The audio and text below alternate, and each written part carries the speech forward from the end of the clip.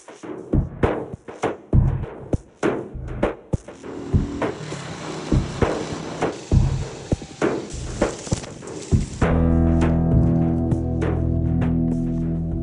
lot of the information out there in the world today is second-hand information. What's unique about Human Rights Watch's work is that we get out there in the front line where the abuses are taking place. We interview the key people, the eyewitnesses, victims, even perpetrators of human rights abuses. This is first-hand information. Okay, how many bodies do you think you saw? Like a crushing of the skull? Yeah, it was like that. We will also look at the site of the crime. We'll try to collect physical evidence. We'll take photographs. Sometimes we even use satellite imagery. But at the heart of what we do is the testimony of the victim and the testimony of the eyewitness.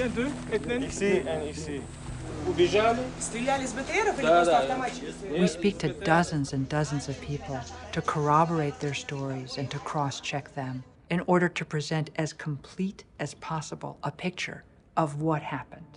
Our initial investigation was primarily focused on what happened in southern Kyrgyzstan in mid-June. What we did know is that lots of people died and that there was massive destruction of civilian property.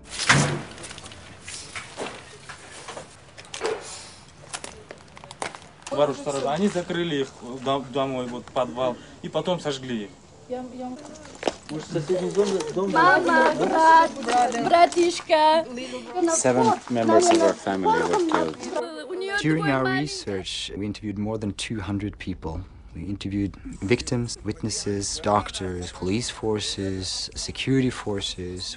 We were there before the fighting started, we were there during the fighting, immediately after, documenting abuses by both sides. In the course of 4 days, almost 2,000 houses were burned down, and the vast majority of them were in Uzbek neighborhoods. Both the Kyrgyz and the Uzbeks and the local authorities have their own narratives about what happened. And what we establish is an objective narrative.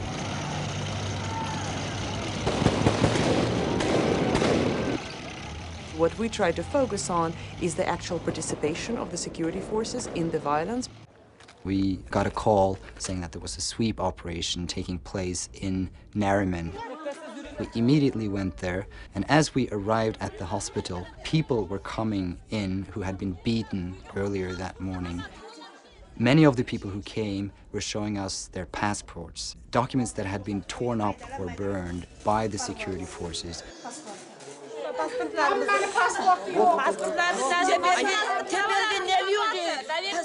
Because of our immediate reporting, that was the first and only large-scale sweep operation.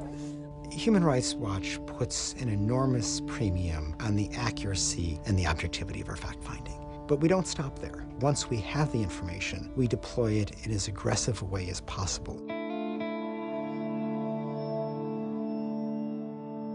When we were poised to report on abuses connected with Philip Morris International, we found that company very sensitive and very eager to respond to our concerns. We started to look into allegations of child labor and forced labor and other labor rights violations in the tobacco sector in Kazakhstan. Yes.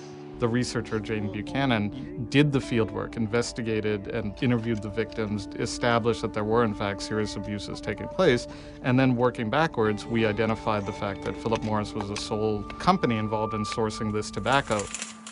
Then we contacted Philip Morris, and they conducted their own investigation and acknowledged the problems that we had highlighted to them. And in fact, Philip Morris took on our key recommendations in Kazakhstan.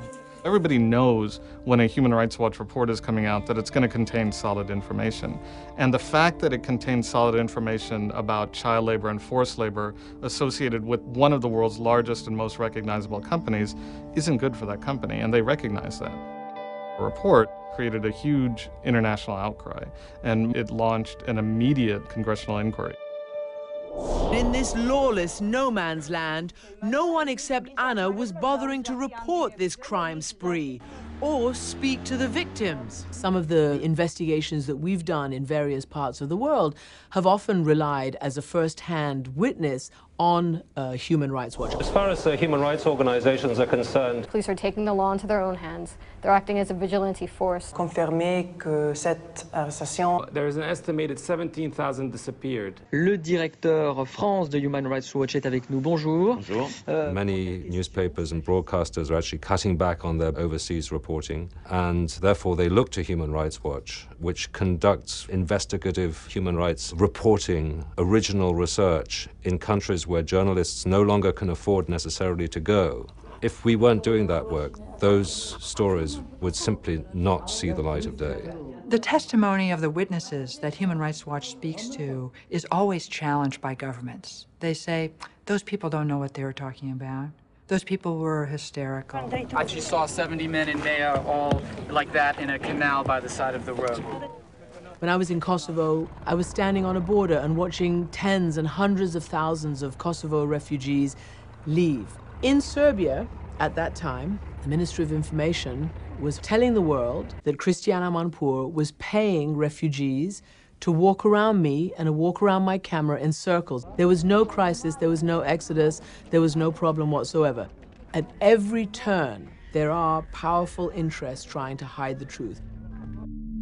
In a place like Chushka, when we put together the story of the massacre in that little village, we didn't have access to that village at the time. Kosovo was closed at the time. But we took enough testimony and we corroborated it carefully enough that when we went back to Chushka after the war was over, we found that all the testimony they gave us was exactly accurate. People told us in my village 12 men were missing. We went back to that village and there were 12 graves.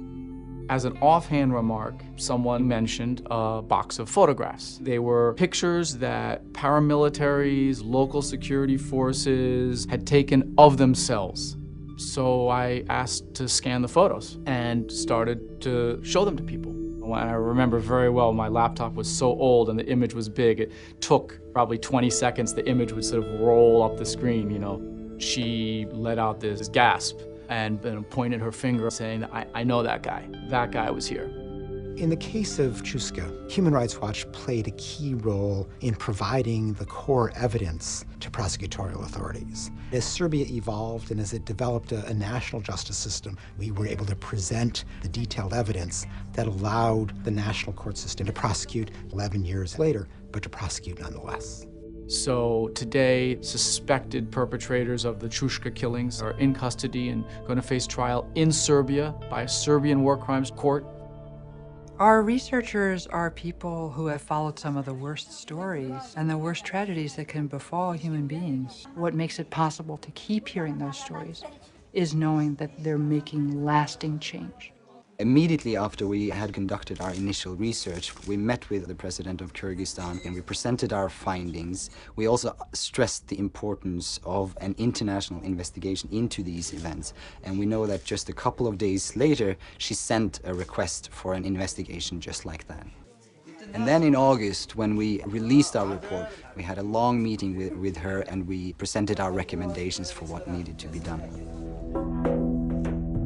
It's life and death. If it's not brought to light, people are going to die. And they're going to die without us paying any attention. They're going to get slaughtered and raped and nobody's going to say anything about it or do anything about it. If you do pay attention, eventually it stops.